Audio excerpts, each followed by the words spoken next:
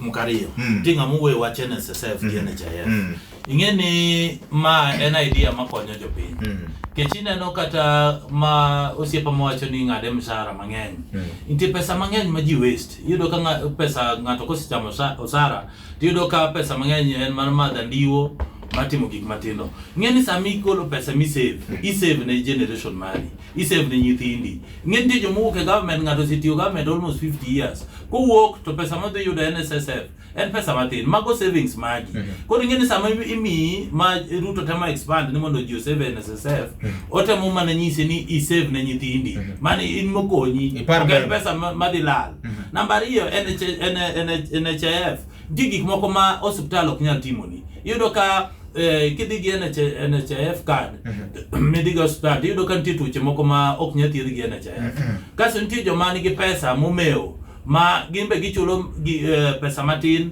500 michulo gi joma piny ni koro ji onego bed ni chulo NHIF kaluwore gi mshahara ma ng'ato yudo koro ma en idea madhi konyo jopiny ok madhi konyo Ruto namba 2 ng'ato wuoyo wach Hustlers Fund pogruok mantie Hustlers Fund gi funds mamoko gi nyise ni interest dhi bedo piny namba 2 pin mar KRA dhi bedo must mano gima nyaka ng'ato bedgo nikech usuru ng'ato nyaka chulo namba 2 ka in gi business iluongo ni certificate manyiso ni itimo biashara to gi permit manyiso ni itimo biashara ngeni ok nyami pesa ka ok in ja biashara lakini collateral to onge Hustlers Fund ok dhi collateral watch ma title deed ni dhi bedo maonge moko ka ikwa title deed mako semi loan imanyi ma ichalo jakuo lakini mae pogruok mantie lakini ok nyari u funds gi kamora achiel nikech wadwaro competition wadwaro ni ng'ato bedo gi paro monyalo dhi oneno ni Hustlers Fund ok ber odhi omany youth fund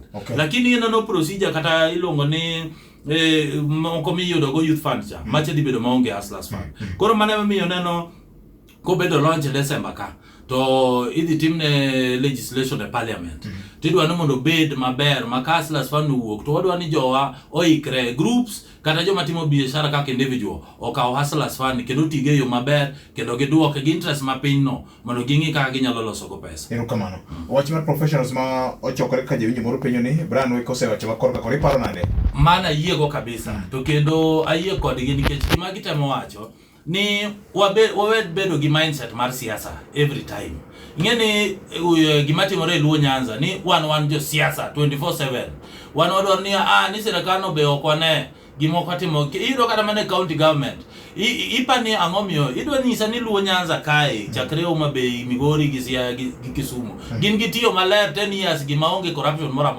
iyudo ka pinje moko machalo kaka Kiambu Nyeri iyudo ka MCS notimo oversight mogolo kata governor tich nikech iyudo ka monitor kaka funds ringo lakini wan wabedo no ndio wan walamo siasa koro wan gima wadwaro ni ok wadwaro ni ng'ato wachi ni wan opposition wan wadwaro ni ka development ka gima wadwaro interest wambo wabeda mano wariek ka nyithi akuru kendo wabed mamul ka nyithi akuru kendo wabed mariek ka nyathi thuol wabedo ni ka wadwaro development wanindo piny wan mi wa development sikaru to biro Homabay launch projects wanindo na piny wadwaro projects lakini kwa watimo opposition mo criticize ka government onego beni tiyo mano be watie mane kaka neno jo Mount Kenya tiyo jo Mount Kenya njusi tiko siasa sani gin koro gidwaro biashara gidwaro timo development kidhiku iyudo ka universities ntie kidhi Nyanza waonge bank mar joluo wan pod wane Equity wan gi moko mag jo Mount Kenya wadwa ni wambe Luo Nyanza wabed gi banks wadwa ni wabed gi sacco cooperative SACCOs wadwa ni wabed gi insurance companies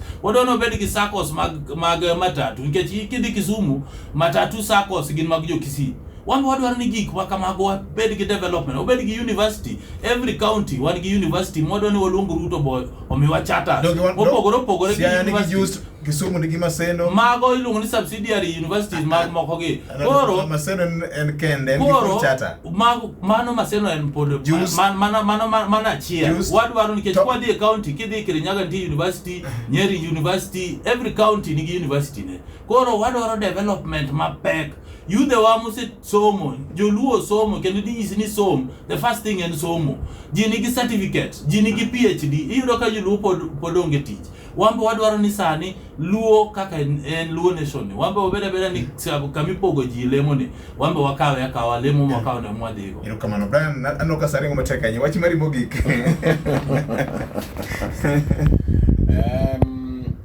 Mokuongo jomo yiera ka madwa bedo opposition mano tijgi. Professionals mag joluo, they are free to engage with the government. They are very free mondo gi engage with government. Tadwa kwayo governors wa nikech tich mosetiyo Kenya ng'eny kendo ber. Pesa mabiro e counties gi wabede urugi gik ma wanyalo loso kaka joluo. Number 1 ino kaka nyocha awiti oyao mokwa magala diskoro launch ni yini mana ne project mara awiti duani waloso nyaka factories mag rech ni wan gi factory mar rech Meru to rech wuok Nyanza. Sani governors one need to be very serious. Awinjo ka ng'ato openjo ni nitie professionals ma wacho ni gidwa tiyo gi government. Kendo adwa ni awach ka without fear of contradiction. Ni joluo this time round nyaka wabed strategic. Joma chal gi Millie Odhiambo gini mano yiere bunge. Machal gi Mbadi gini gini gi team opposition. Mano tijgi. Wan joma onge sirkal wanya beto piny to wa discuss gi government. Nikech sani kaka wuoyo kodi gimana dich go en ni Rusinga Ring Road idhi go lam chieng' mane. En ni Mfangano Ring Road jogo sebedo marginalized moromo. Nyo migi sub county. No migi sub county. Pokoromo. Sukoro sub county maonge ndara koji gang'o. Do nyakibel gi ndara man ka yikale. Kata kano mi sub county. Kendo sub county no kudeo miwa. Ne wamanyo. En gi mimanyo. Emo miyo jomoko nyaka bed ka serikal ka mawuoyo gi serikal maneno kaka wadhi gini to Millie Odhiambo gini gi godho gi parliament mondo gi tim tich mondik gi nyaka oyier gi kaka jo opposition leaders. Mano tijgi. And kata William Ruto be gimak ne jogo nikech mano tijgi. Professionals mo wacho ni gidwa siro serikal. There is nothing wrong. Jelusa ni nyaka wabed strategic. Nyaka wawa ya wiwa. Oyienegi kendo oyienegi kabisa nikech serikal ni en serikal mar jo Kenya.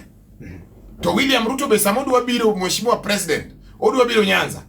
Be kiko bed gi wasiwasi. Odonja. Nyanza ni Kenya. Kweli wani Uganda. Wane Kenya ngeni wan mbita kucho waboda Uganda. But wan Kenya okwani Uganda jodala.